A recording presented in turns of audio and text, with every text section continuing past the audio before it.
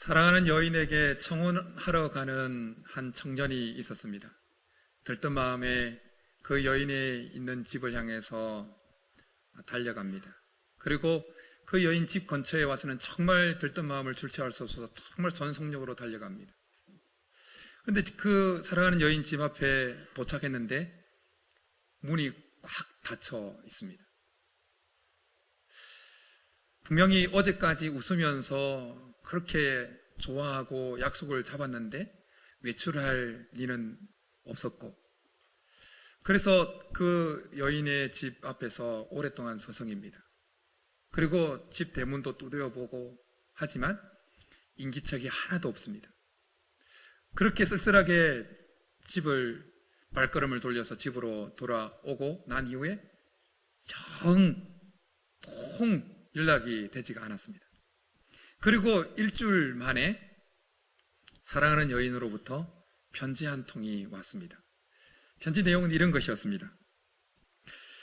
당신이 우리 집에 오던 날 나도 창밖을 보며 당신을 기다리고 있었습니다. 그런데 우리 집으로 달려오던 당신이 연약한 할머니를 밀치고 오는 것을 봤습니다. 누추한 행색의 할머니는 아무 말도 못하고 쓰러져 있는데 당신은 눈길 한 번 안 주더군요.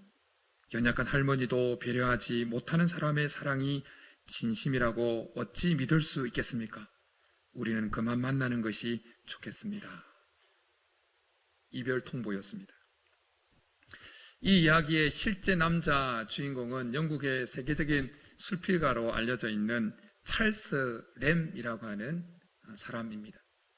찰스 램이라고 하는 사람은 나중에 훗날 이 젊었을 때의 아픈 기억을 떠올리면서 자기의 잘못으로 사랑을 잃었지만 그때 그 사건으로 인해서 그는 다른 사람을 배려하는 것이 얼마나 소중한지를 배웠다고 이야기를 했습니다.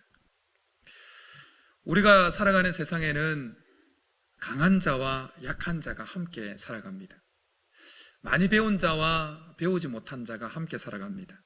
돈이 많은 자와 돈이 없는 자가 함께 살아갑니다. 권력을 가진 자와 권력을 가지지 못한 자가 함께 살아갑니다. 확연히 드러나는 차이를 가진 사람들이 한 사회 안에서, 한 공동체 안에서 함께 살아감으로 인해서 크고 작은 사건, 사고, 문제가 발생하게 됩니다. 오늘 바울의 편지를 받고 있는 로마에 있는 초대교회에도 확연히 드러나는 차이를 가진 두 부류가 있었습니다. 한 부류는 믿음이 강한 성도들이었습니다. 또 한 부류는 믿음이 연약한 성도들이었습니다. 믿음이 강한 성도들은 특별히 우상에게 드려졌다가 나온 그 고기를 먹는 데 있어서 전혀 거리끼지 않았습니다. 모든 것에 자유했습니다. 그런데 믿음이 연약한 성도들은 그 우상에게 드려진 고기를 먹는 것에 대해서 상당히 꺼려했습니다. 부담스러워했습니다. 거부했습니다. 그래서 두 부류 사이에 서로 비판하기 시작했습니다. 믿음이 강한 성도들은 믿음이 연약한 성도들을 향해서 니네들이 왜 아직도 율법에 매여 있느냐? 왜 율법에 매여서 그렇게 율법주의자들처럼 그렇게 행동을 하느냐? 니네들이 정말 그리스도를 믿는 것이 맞느냐? 그들의 믿음이 약한 자들의 이 믿음의 순수성에 대해서 공격을 하고 의문을 제기했습니다.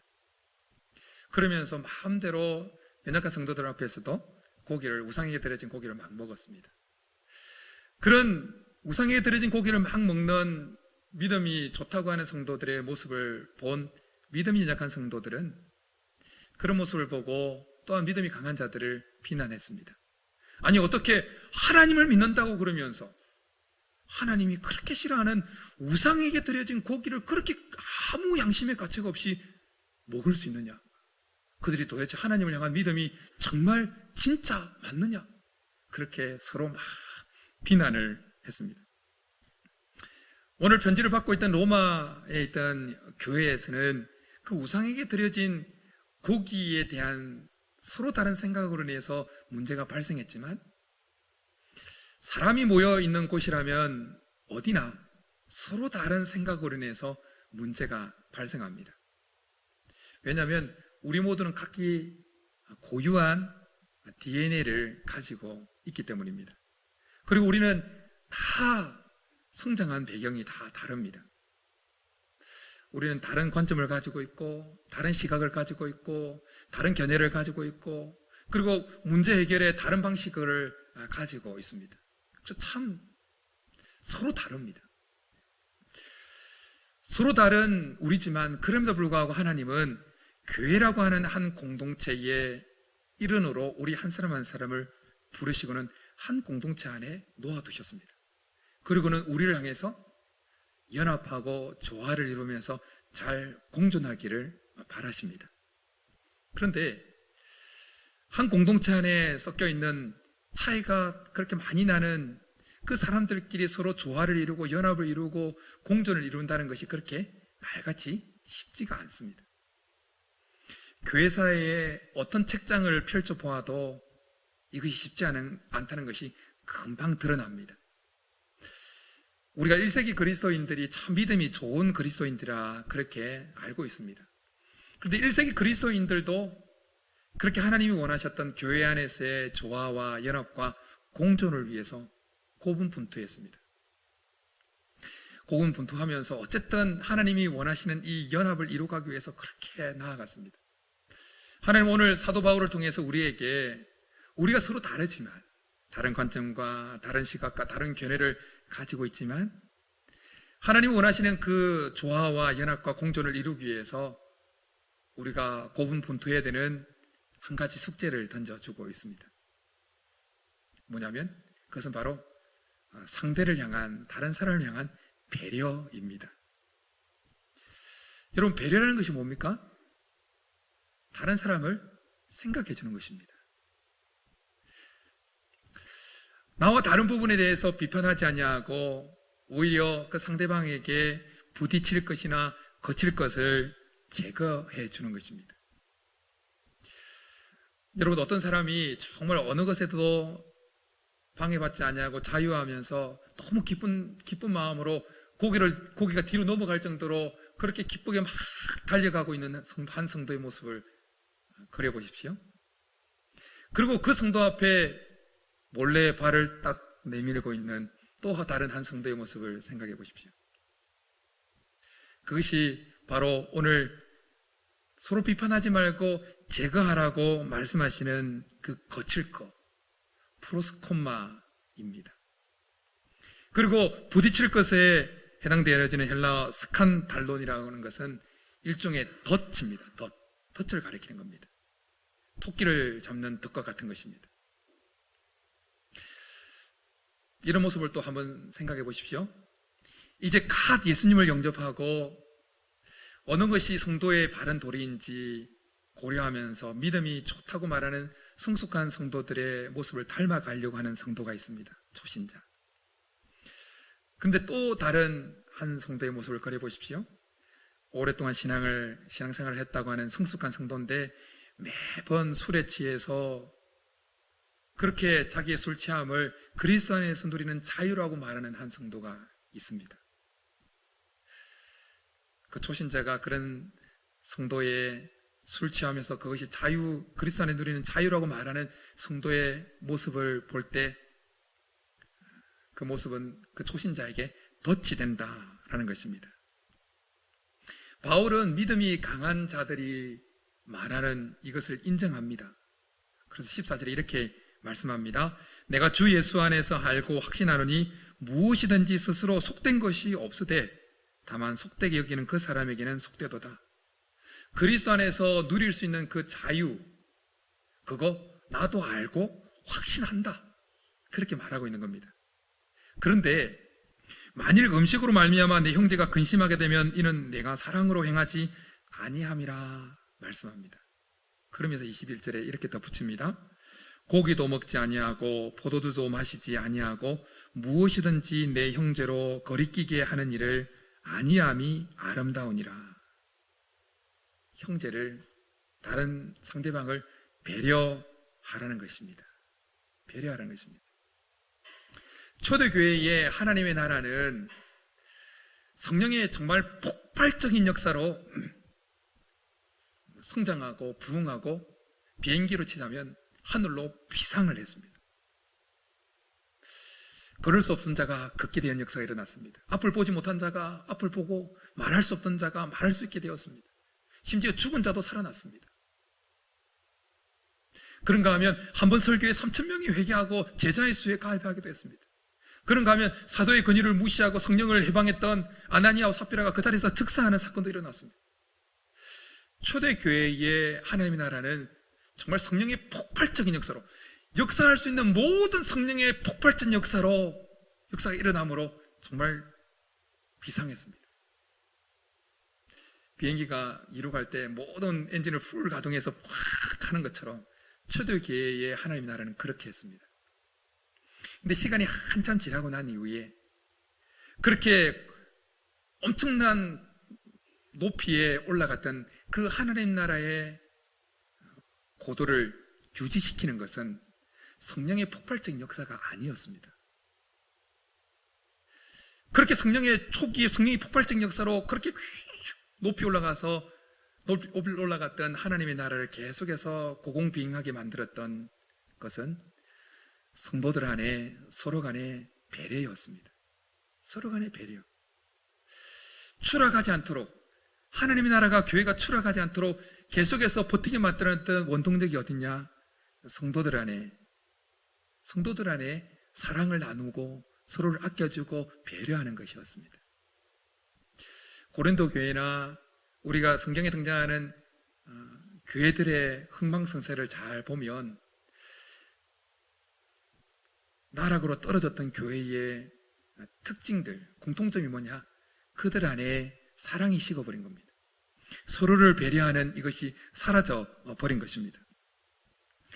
어느 날 바리새인들이 예수님에게 이런 질문을 던졌습니다.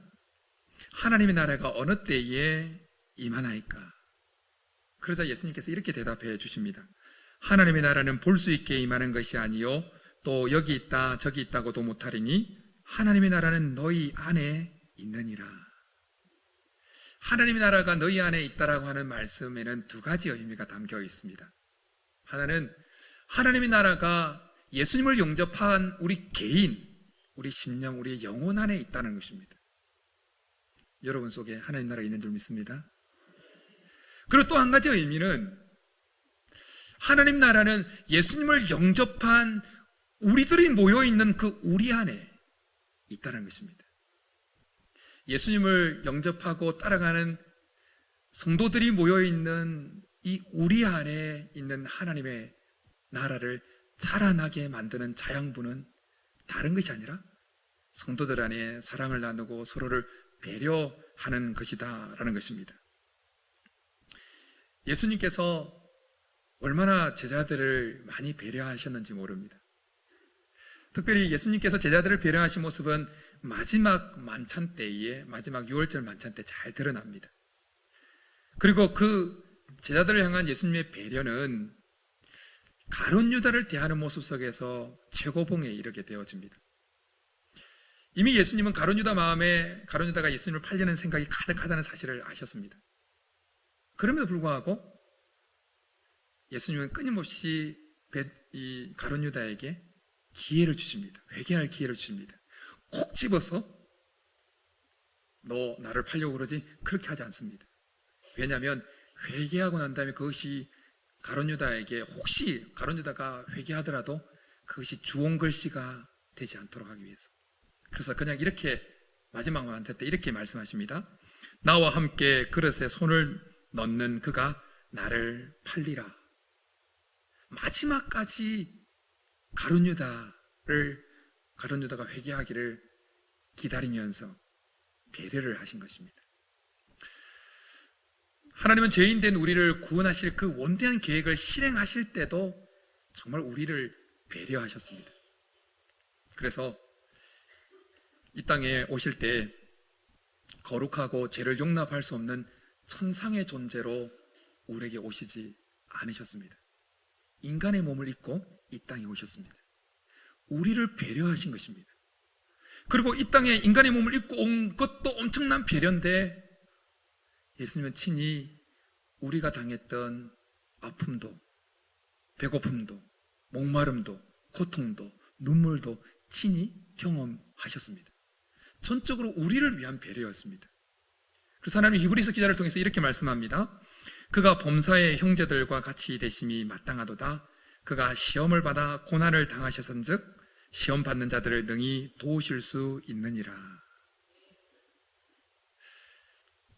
예수님 참 배려를 많이 하셨는데, 그런데 이 배려라는 것이 참 쉽지 않습니다. 배려라는 것이. 왜냐하면 배려는 내가 원하는 것을 상대방에게 해주는 것이 아니기 때문입니다. 내가 원하는 방식대로 다른 사람에게 어떤 것을 주는 것이 아니기 때문입니다. 내 편에서 생각할 때, 야, 저 사람에게 이것이 필요하겠는데 라고 생각해서 건네는 것이 배려가 아니라는 것입니다. 야, 이런 방식으로 저 사람한테 하면 좋겠는데 라고 생각하고 다가가는 것이 배려가 아니라는 것입니다. 배려는 상대방이 원하는 것을 상대방이 원하는 방식으로 하는 것입니다. 그래서 참 어렵습니다. 세상에서 가장 어려운 일들 중에 하나를 꼽으라면 여러분은 뭘 꼽겠습니까? 자식 농사도 하나 꼽겠죠. 어렵죠. 그런데 더 근본적으로 들어가면 정말 세상의 일들 중에 어려운 것 중에 최고로 어려운 것 중에 하나를 뽑으라면 그건 사람의 마음을 아는 것입니다. 사람의 마음을 아는 것. 어떨 때는 자기도 자기 자신을 모를 때가 있습니다.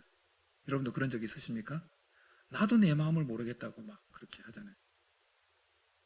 그래서 옛 어른들이 우리나라 속담에 10길 물속은 알아도 한 길 사람 속은 모른다라는 말을 했습니다. 매일 얼굴 대고 살아가는 부부 사이에도 그 마음을 잘 모릅니다. 그런데 일주일에 한 번씩 와서 얼굴을 잠깐 보고 하는 성도들의 마음을 어떻게 알겠습니까? 근데 배려라는 것이 뭐라고요?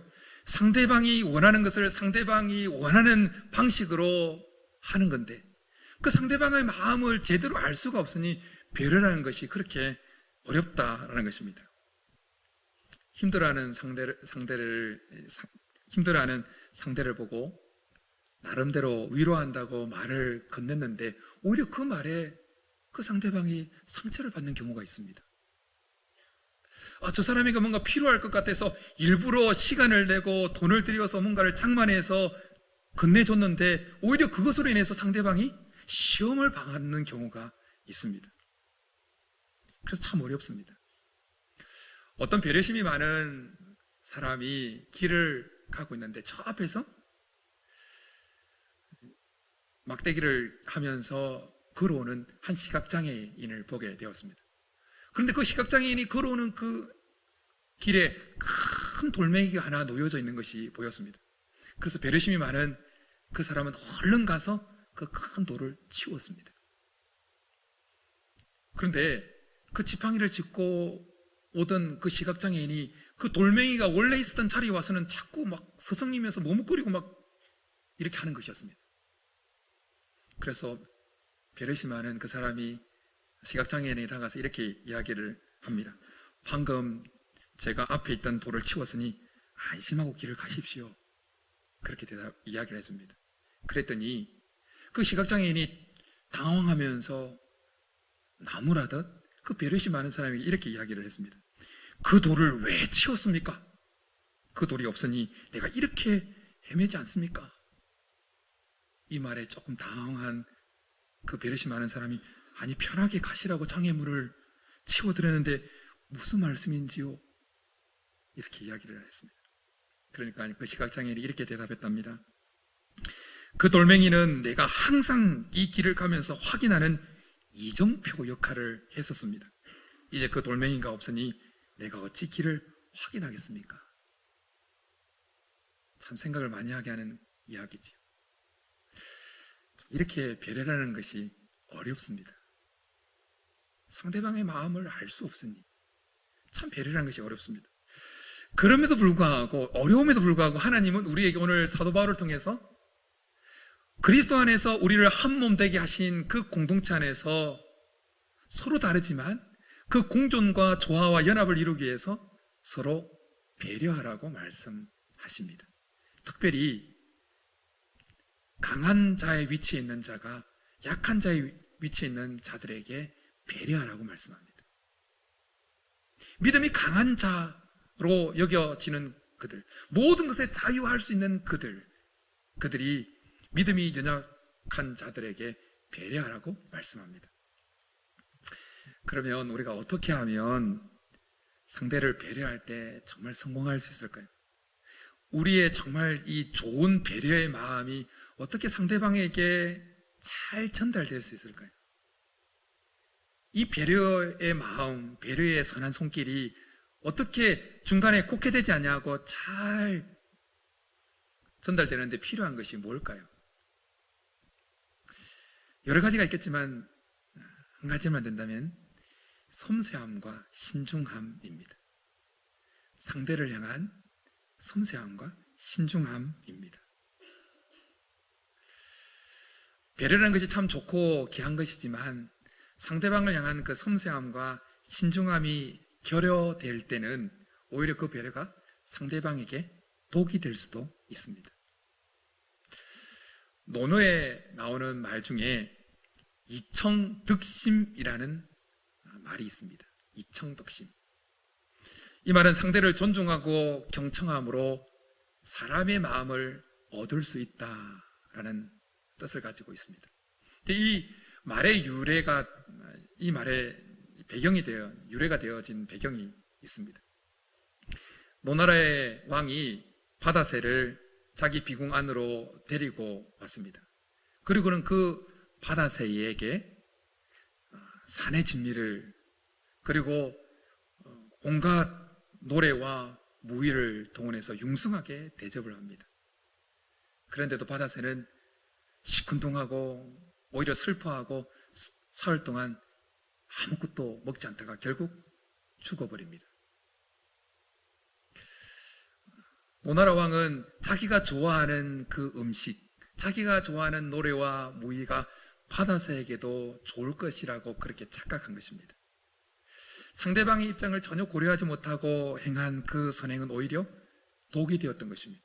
이런 배경에서 이청득심이라는 말이 나온 것입니다.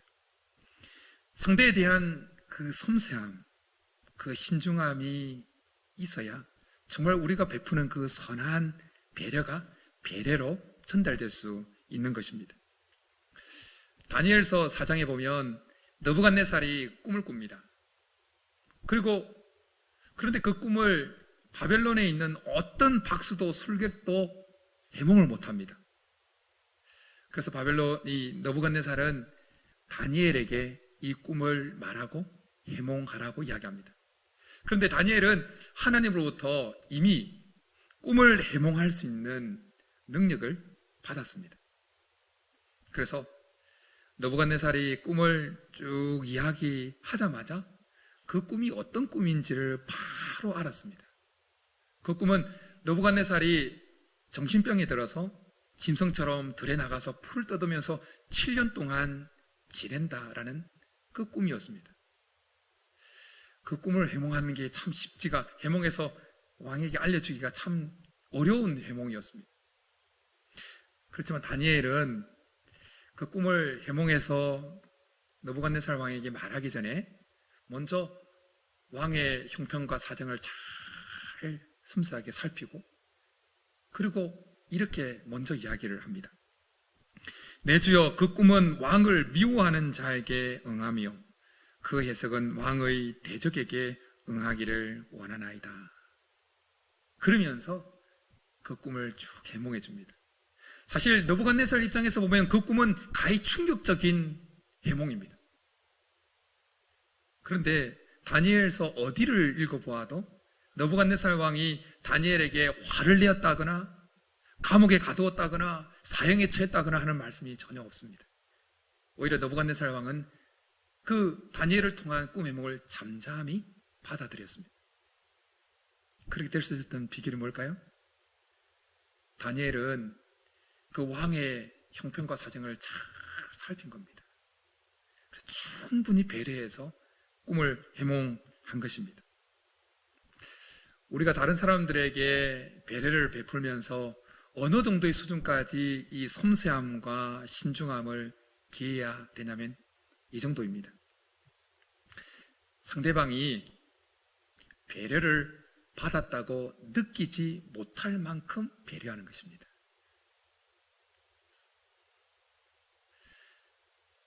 상대방이 저 사람이 나를 배려해 주는구나, 그걸 느끼지 못할 만큼 상대방에 대한 섬세함과 신중함으로 배려를 하는 것입니다. 내가 이렇게 배려를 할 때 저 사람이 혹시 자존심이 상하지는 않을까? 내가 이렇게 뭔가를 건넬 때 저 사람이 오히려 이것 때문에 더 상처받는 것은 아닐까? 그래서 정말 상대방이 배려를 받았다고 느끼지 못할 만큼, 당연히 자기가 그냥 저 사람은 원래 저렇게 하는 모양이다 그러고 그렇게 느낄 정도로 예수님은 그렇게 하셨습니다. 예수님이 우리를 배려하실 때 그렇게 하셨고 지금도 하고 있습니다. 여러분, 우리가 죄악으로 넘어졌을 때 예수님이 우리에게 다가오셔서 내가 오늘도 너를 배려해 하면서 그렇게 우리에게 죄사함을 허락하십니까? 아닙니다. 우리는 전혀 예수님이 오늘도 우리를 배려해서 죄사함을 허락한다는 느낌을 전혀 못 받습니다. 왜 그럴까요? 우리가 배려받고 있다는 것조차 느끼지 못할 만큼 예수님이 우리에게 배려하시기 때문입니다. 성도들 안에서 그 배려의 수준, 정말 섬세함과 신중함의 수준은 여기까지 올라가야 됩니다. 로마 초대 교회의 믿음이 강한 자들, 그런 자들은 믿음이 약한 자의 편에 서보지 못한 것입니다. 여러분, 마음에 감동이 막 온다고 뭔가를 막 바로 실행하지 마시기 바랍니다.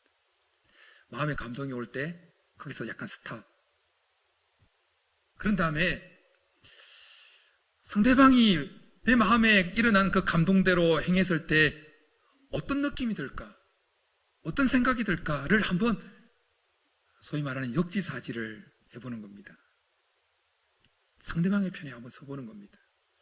아무리 그것이 선한 것이라 할지라도 참 조심스럽습니다. 저도 아내와 가끔씩 저보다는 아내에게 이 베푸는 은사가 아내에게 더 많습니다. 그래서 뭔가 감동이 왔을 때 가끔 아내와 주고받는 이야기가 있습니다. 혹시 이렇게 전달했을 때 그 사람이 혹시 마음의 상처는 입지 않을까? 자존심 상하지 않을까?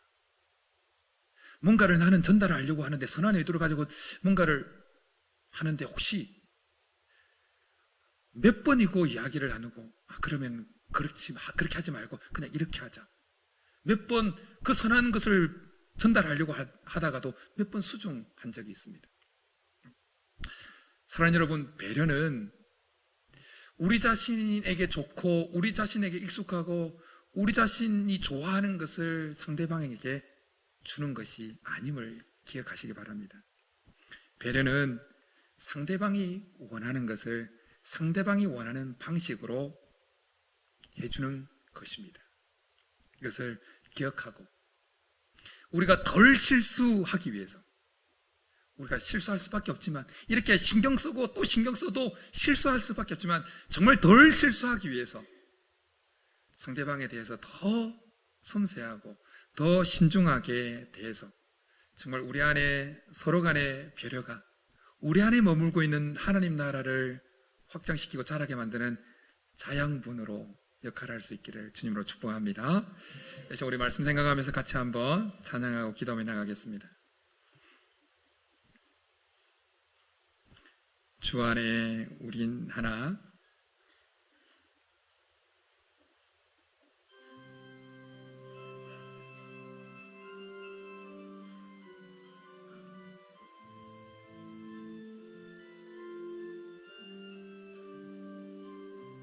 주 안에 우리 하나,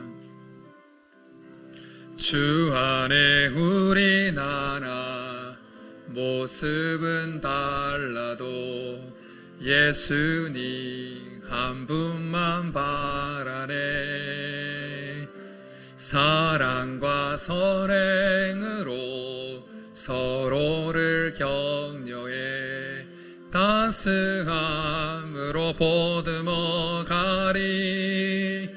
주님 우리 안에 함께 하시니 형제 자매의 기쁨과 슬픔 느끼네. 내 안에 있는 주님 모습 보네. 그분 기뻐하시네.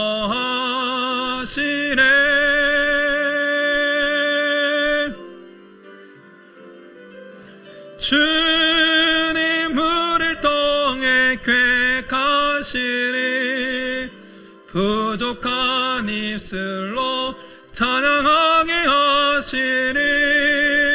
주님 우리를 통해 계획하시니 너를 통해 하실 일 기대해. 이 시간 우리 말씀 생각하면서 같이 한번 기도하며 나가겠습니다. 참 우리는 연약한 자들입니다. 실수를 거듭하는 연약한 자들입니다. 그럼에도 불구하고 또다시 하나님은 우리에게 서로를 향해서 배려하라고 말씀하십니다. 상대를 향한 섬세함과 그 신중함으로 우리 속에 있는 그 선한 그 배려가 잘 배려로 전달되어져서 우리 속에 있는 하나님의 나라가 더 자라갈 수 있도록 주님 우리의 연약함 감싸주시고 우리의 실수가 더 반복되지 않도록 성령께서 날마다 깨닫게 해달라고, 그래서 우리를 통해서 하나님 나라가 더 확장될 수 있도록 해달라고 우리 말씀 생각하면서 기도하며 나가겠습니다. 살아계신 하나님 아버지, 우리는 참 연약합니다. 그래서 끊임없이 넘어지고 또 실수하고 또 넘어지고 또 실수합니다. 그러나 하나님, 우리가 각기 다른 시각을 가지고 다른 관점을 가지고 다른 의견을 가지고 이미 한 그룹 안에 한 공동체 안에 있게 되었는데, 그럼에도 불구하고 하나님 우리를 하나 되게 만드시고 조화와 연합과 공존을 이루라고 말씀하시는 하나님, 우리는 부족합니다. 우리가 서로를 배려할 수 있는 마음을 허락하여 주옵소서. 배려를 하되 정말 상대방의 상황을 더 섬세하고 더 신중하게 생각하고 다가가서 우리를 통한 그 배려가 하나님 나라 확장에 귀하게 쓰임받을 수 있도록 주께서 역사하시고 우리의 우둔함을 성령께서 날마다 도와주셔서 잘 깨달을 수 있도록 잘 하나님 이해하고 나아가기에 부족함이 있도록 역사하여 주옵소서.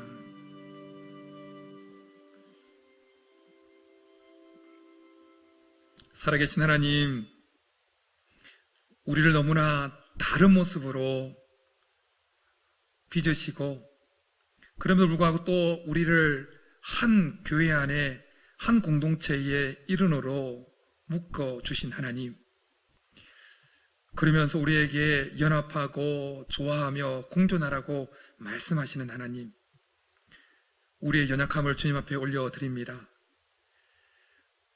로마에 있던 그 성도들처럼 서로 비판하는 것이 아니라 오히려 거칠 것이나 부딪힐 것을 제거하고 상대를 향한 그 배려할 수 있는 마음이, 배려하는 모습이 우리 속에 가득하게 도와주옵소서. 하나님, 우리는 연약합니다. 우리는 우둔합니다. 민감하지 못합니다.